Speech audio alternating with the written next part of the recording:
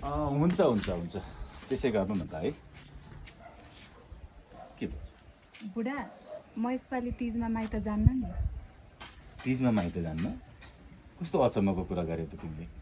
सबैजना तिजमा माइत जान पाएन भनेर दुखी हुन्छन्, अनि तिमी चाहिँ माइत जाऊ भन्दा पनि जान्न भन्छ। अनि म माइत गएँ भने तिजमा तिमी?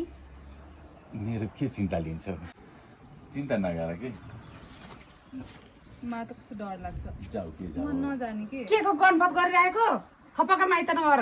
छोरासँग किन झुन्डिएर बसिरहेको? हेर्नु न, तिजमा माइत जान्न भन्छ।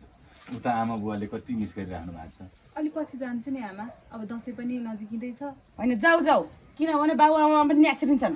एउटा भएको छोरी पनि माइत आएन, तिजमा आएन भन्छन्, दाजुभाइ आत्तिँदैनन्। अनि के भयो त आमा, माइतका आमा पनि मेरै आमा, तपाईँ पनि मेरै आमा, म जहाँ बसे पनि भइहाल्यो नि। हुन त हो बुहारी, तिमीले सही कुरा गरेको, तर आमा जन्म दिने आमा र बाउले बाटो हेरिरहेको हुन्छन् आफ्नो छोरी आयो कि भनेर ठाडो घाँटी लाउँदा लाउँदा दिने लाउँदा कति उसलाई तनाव हुन्छ सम्झ त बुहारी। छोरालाई पनि लिएरै जाऊ न त्यस्तो लाग्छ भने।